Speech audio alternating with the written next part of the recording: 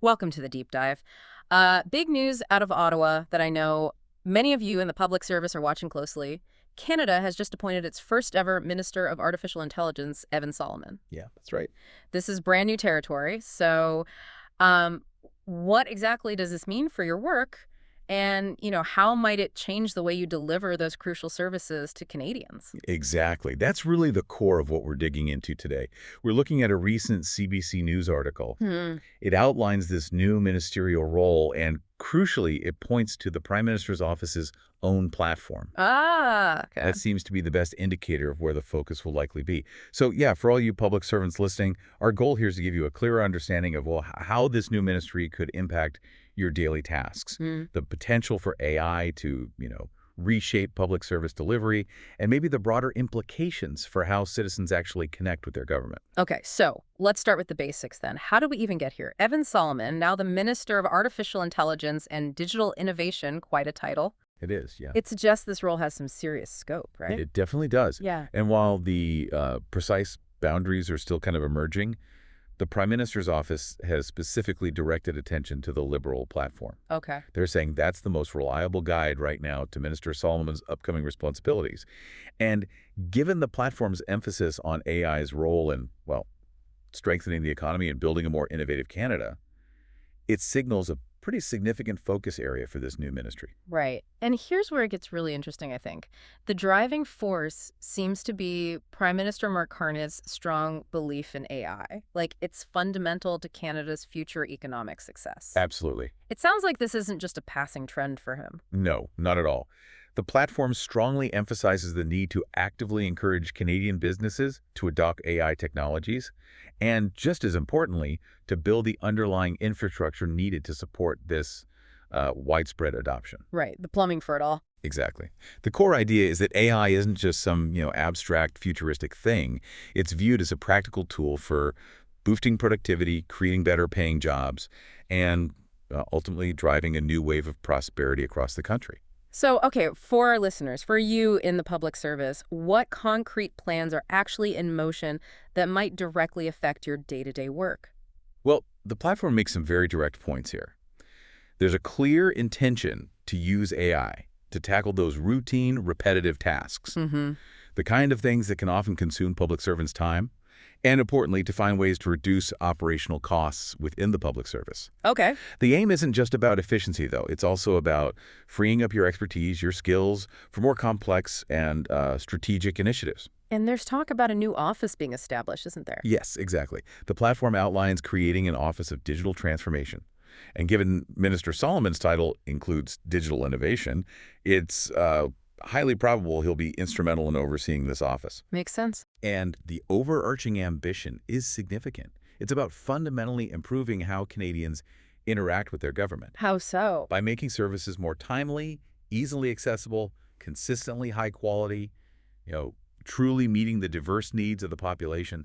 This office will likely be the one guiding the adoption of new digital tools and processes, including AI, across government departments. It really sounds like we're on the cusp of a real shift in how government operates. The article even mentions using AI to help clear those persistent backlogs in government services. Right.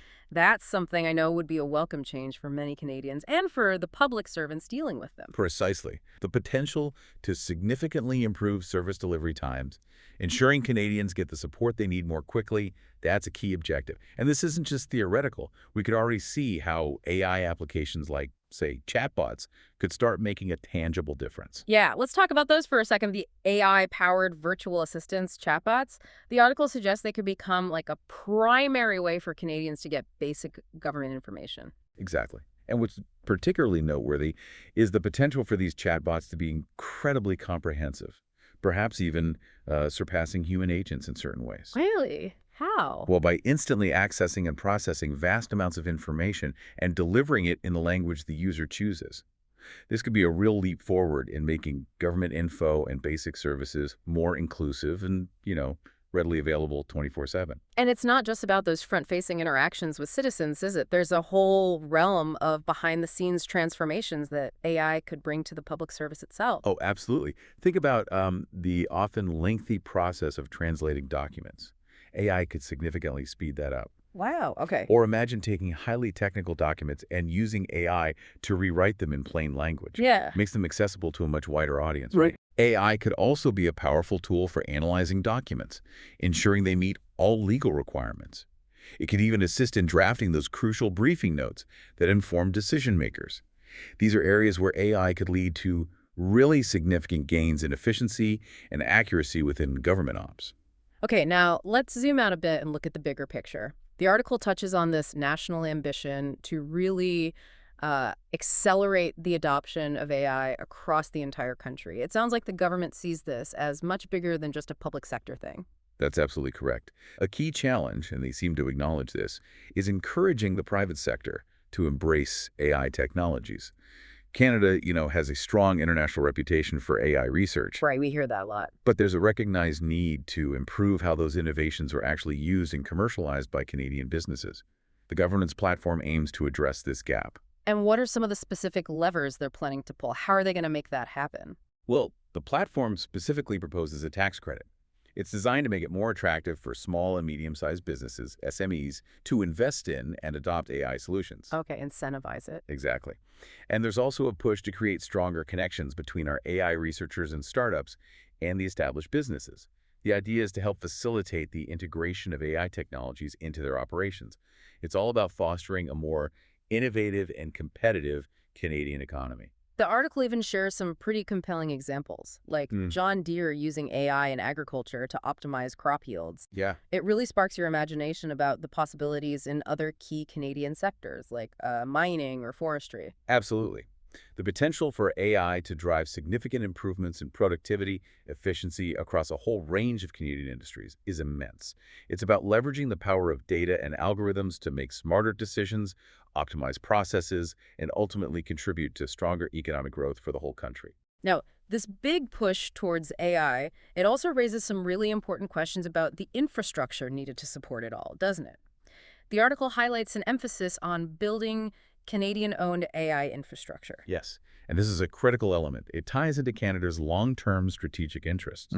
The focus is on developing domestic data centers, high-speed network capabilities. The article uses this analogy, comparing it to the strategic importance of the railroad in our history, Ah, interesting. suggesting that controlling our AI infrastructure is just as vital for our future, sovereignty, essentially. And the concern about where sensitive data is stored is a big one, especially when we're talking about things like, say, healthcare information. Precisely. Storing sensitive Canadian data outside of Canada raises legitimate concerns about potential access by foreign governments through their own laws, like the U.S. Patriot Act or Cloud Act. Right. So having control over our own data infrastructure is seen as essential for privacy, yes, but also for the economic security of Canadians.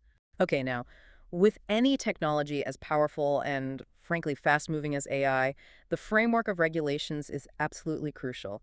The article mentions some previous attempts at establishing rules for AI in Canada. That's right. It refers to a set of proposed bills. You might remember the Artificial Intelligence and Data Act, AGADIA, among others, Well, vaguely, yeah. that aim to address various aspects of AI governance, but ultimately didn't pass before the last election. Yeah. The expectation now is that these legislative efforts will be revisited, likely reintroduced, and potentially with revisions based on feedback they got during previous consultations. So there's a clear recognition, then, of the need to establish appropriate guidelines, guardrails, maybe, and ensure the responsible development and use of AI. Absolutely. Ensuring the trust and security of Canadians has to be a central consideration in shaping that regulatory landscape for AI.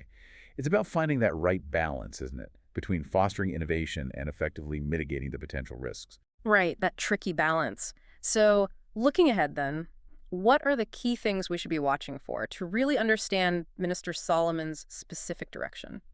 Well, the article points out that his precise priorities and responsibilities will be further clarified in a formal mandate letter. That comes from the Prime Minister. Okay. And there's an expectation that this letter will be made public, so we'll all get to see it. Additionally, the Industry Department, which is under Minister Melanie Joly, will play a supporting role in advancing Minister Solomon's agenda.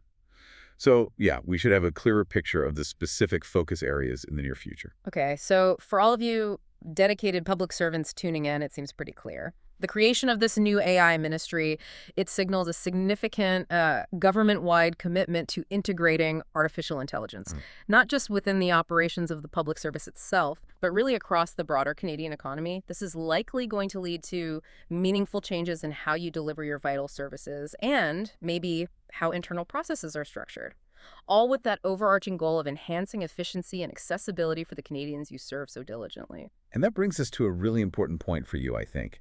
Consider how these potential AI-driven changes could maybe free up your time and expertise from some of the more routine tasks, allowing you to focus more on the complex, human-centered aspects of your roles, the problem solving, the critical thinking, the direct engagement with citizens on their most pressing needs. Yeah, the stuff AI maybe can't do as well. Exactly. This shift could ultimately lead to more impactful work, potentially a more meaningful experience for both you and the Canadians you serve.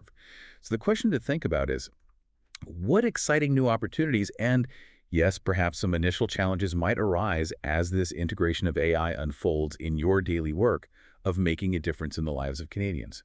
That's a really important question, I think, to consider as we move forward.